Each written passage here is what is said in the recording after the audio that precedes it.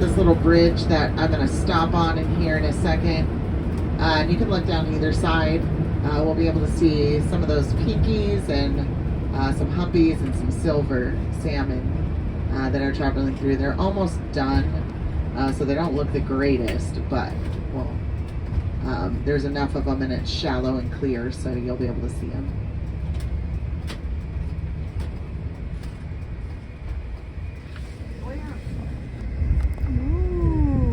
You can see them a bit from the left too, but the right definitely has more. And I have quite a few cars behind me, so I'm not trying to get them to jump around me.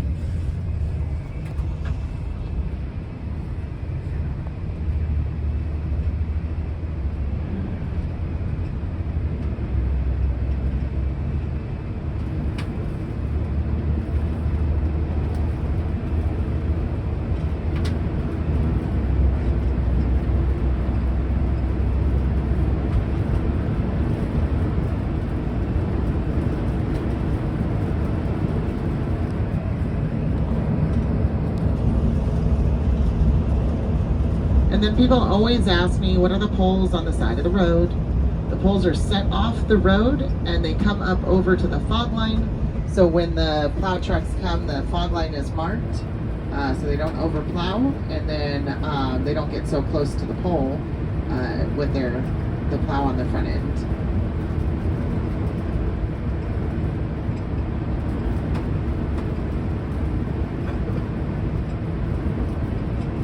And then off there at that 1 o'clock, that is that Portage Glacier that's coming into view. So you can see just kind of how different it looks, quite a bit smaller appearance from here. And that blue color is really, really unique.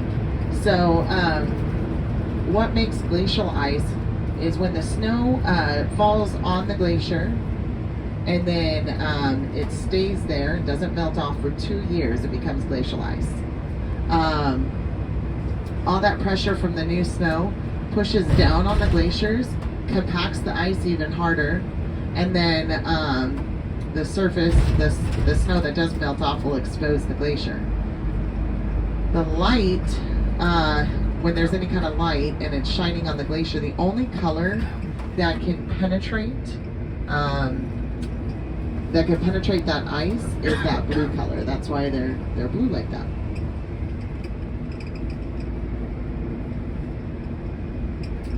So that's Portage Glacier, Portage Lake. We went over Portage Creek. So back when I first moved to Alaska, I had accepted a job as a regional manager for a national janitorial company. Our largest contract was Fred Meyer, which is a Kroger brand. So we had a bunch of the Kroger presidents come out to see Alaska, and I had to escort all these suits around and stuff. It really was not a job for me, let me tell you. I am not a suit and tie person. So I had to escort them around, and I was told, go take them and show them Alaska. I'm like, I've been here 9 months, guys. What are you talking about? So I brought them. I knew this glacier area was here. It was winter time. I brought them over here, and the lake was frozen.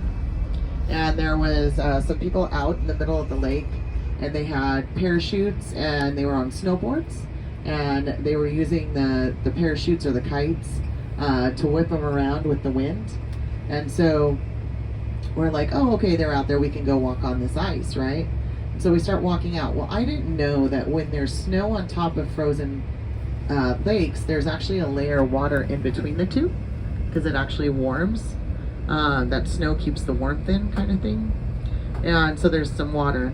And I start walking out there, and I realized my shoes are getting wet. And I was like, okay, I'm done. I don't trust this. I get back on the shoreline. Everybody else follows me. They're just as much of a chicken as me. That day I vowed I would leave walking on water to Jesus. So I have never been on a frozen lake since.